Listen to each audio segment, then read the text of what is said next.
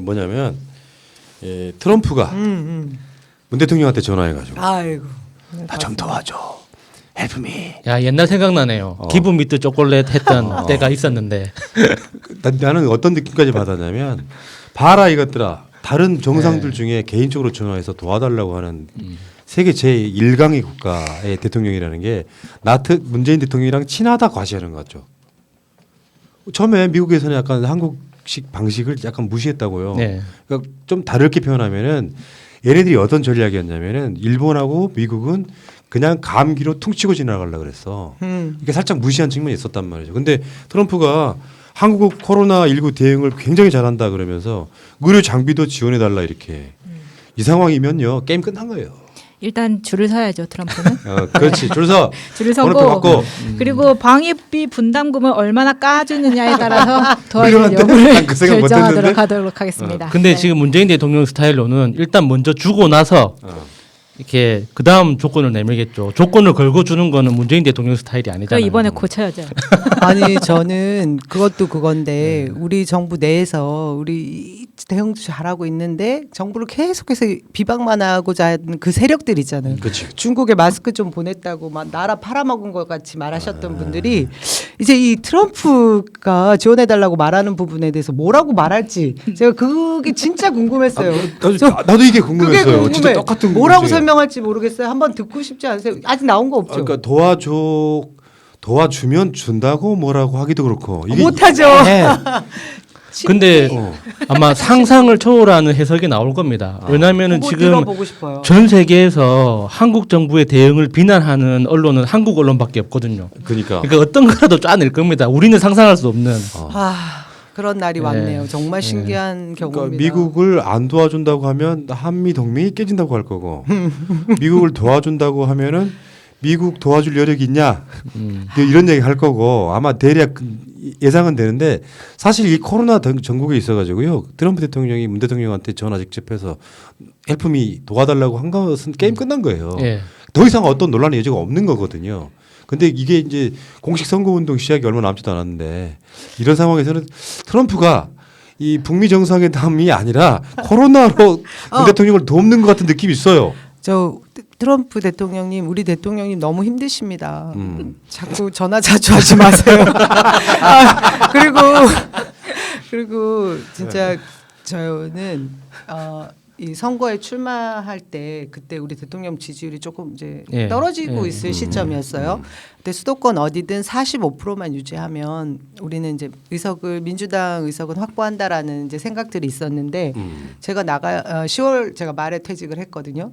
그쯤에서는 한 44, 3 뭐 이런 정도도 있었습니다. 근데 저는 그때도 늘 얘기했던 게 분명히 평화의 바람이 불든지 무슨 바람이 불 거다. 그리고 전혀 걱정이 안 된다. 대통령님 살아오신 역사가 있고 어려울 때 항상 뭔가 새롭게 정화하시는 일이 벌어지더라. 그게 이제 예전에 문 대통령 힘드실 때 문안박 연대해가지고 그쵸. 당이 확 바뀌거나 뭐 이럴 때 저는 대통령님이 주변에 맑게 하는 본인은 눈만 껌뻑껌뻑 하시는데 그런 능력이 있다고 저는 생각을 했었는데 이번에 총선을 앞두고 사실 지금 너무 힘든 상황이지만 어떻게 저희가 코로나라는 이런 위기에 예. 이 바이러스 위기에 전 세계가 힘들어할 때 또 이걸로 대통령님 지지율이 오히려 오르고 대한민국의 저력이 나타나는 그러니까요. 게 진짜 신기하지 진짜 않아요? 훌륭했어요.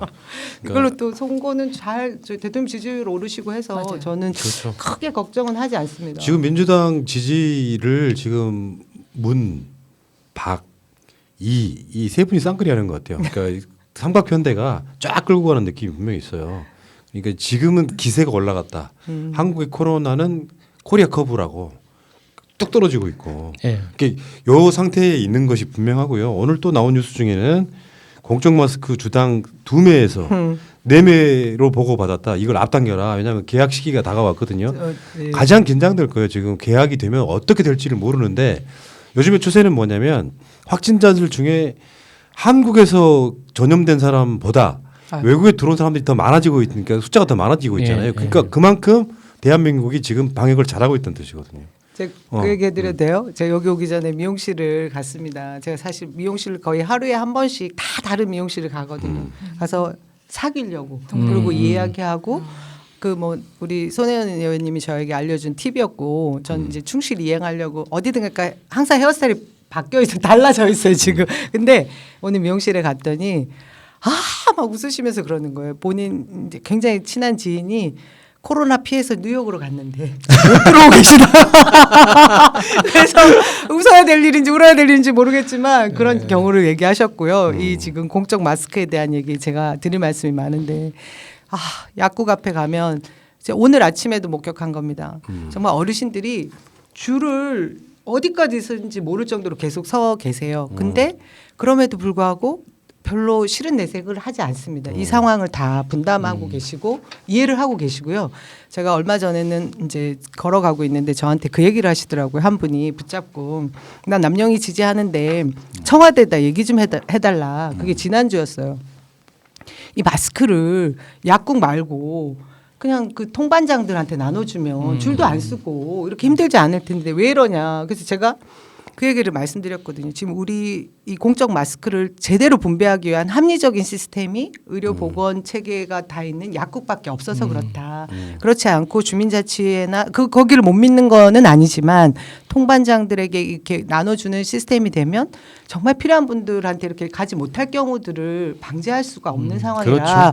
이렇다라고 제가 설명을 해드렸거든요. 그러면서 드린 말씀이 저는 사실 요거 될 거라고 제가 예측했는데 지금 공적 마스크를 생산하는 그 생산 라인이 좀 있으면 분명히 더 가동되고 해서 누적돼서 좀 많아질 수 있습니다. 그 설명을 드리고 희망을 드렸더니 이렇게 그러니까 대한민국이니까 가능한 시스템이에요. 건강보험 등의 그렇죠. 많이 있어가지고 맞습니다. DOR이라는 그 시스템은 네, 정말 맞습니다. 세계 최고죠 진짜. 아니 건강보험- 세계에서 유일한 거니까.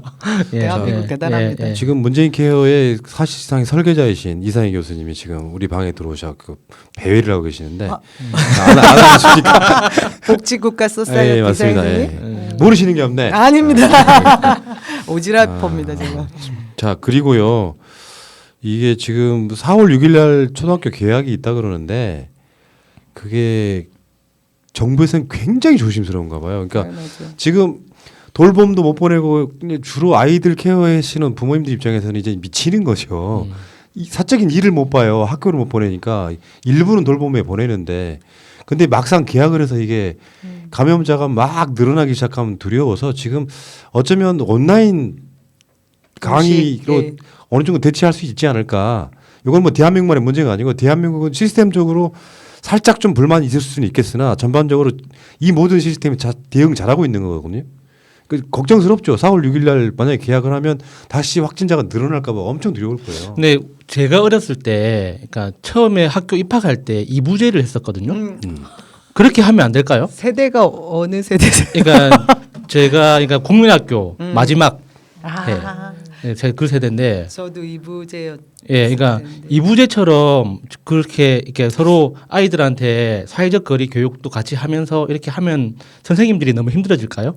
근데 저는 온라인 동시 개강이 가능한 나라가 대한민국일 거라고 그치, 생각해요. 또 그렇죠. 그래서 뭐 이 굉장히 좀 이제 되게 섬세하게 얘기가 계획이 잡혀야 되겠지만 대학은 지금 이미 온라인 개강을 했더라고요. 근데 우리 이 핸드폰 다 있고 다 있어서 학교 그리고 홈페이지 시스템이 없는 곳이 없잖아요. 가능하고 진짜 저는 돌봄에 대한 문제에 대해서 제가 저희 지역 공약도 냈는데 지금 정말 문제인 게 개학을 못하면 엄마들이 방학을 못 하시거든요. 그렇죠.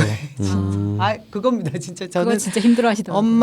아이들의 방학은 엄마의 개학, 아이들의 개학은 엄마의 방학인데 정말 힘들어하고 아이들도 마찬가지인데 이게 온라인이 됐든 어쨌든 뭔가 그 집중적으로 될 수 있는 개학 시기는 저는 필요하고 네. 그 방법에 있어서 가능할 거라고 생각이 들고요. 오케이. 또 이제 유은혜 교육부 장관님은 마스크를 다들 쓰게 하는 방안에 대해서도 심도 깊게 논의하신다고 하니 뭐 개학 날짜는 저는 주부의 입장에 엄마들의 생각을 보면 걱정은 되지만 아까 말씀하신 대로 이부제를 하든 온라인 하든 물리적 거리를 두고 할 수 있게 개학이 됐으면 좋겠습니다. 이제 이게 여성 후보만이 갖는 장점일 수도 있어요. 물론 뭐 편견일 수도 있는데 주부들이 갖고 있는 생각을 너무 잘하는 거예요. 이게 뭐 옛날에 노인들은 그런 거 있잖아요. 어린이집 막 이제 보내기 시작할 때 왜 집에서 일을 안 하고 어린이집 보내가지고 세금 낭비하냐고 그런 분들이 꽤 있었어요. 실제로는 지금 시대가 바뀌어서 국가는 아이를 낳아주면 국가 키워주는 시스템으로 좀 점점 발전하고 네, 있는 그렇게 상황에서 네. 이게 지금 그나마 대한민국은 지금 대응을 잘한다는 게 이런저런 이모저모가 다 똑같아요. 뭐 하나만 잘하는 상황이 아니고. 자 어쨌든 그 트럼프도 뭐랄까요 부러워한 그런 나라 만들려고 이 양반아 부러워한 코리아 이야기였습니다.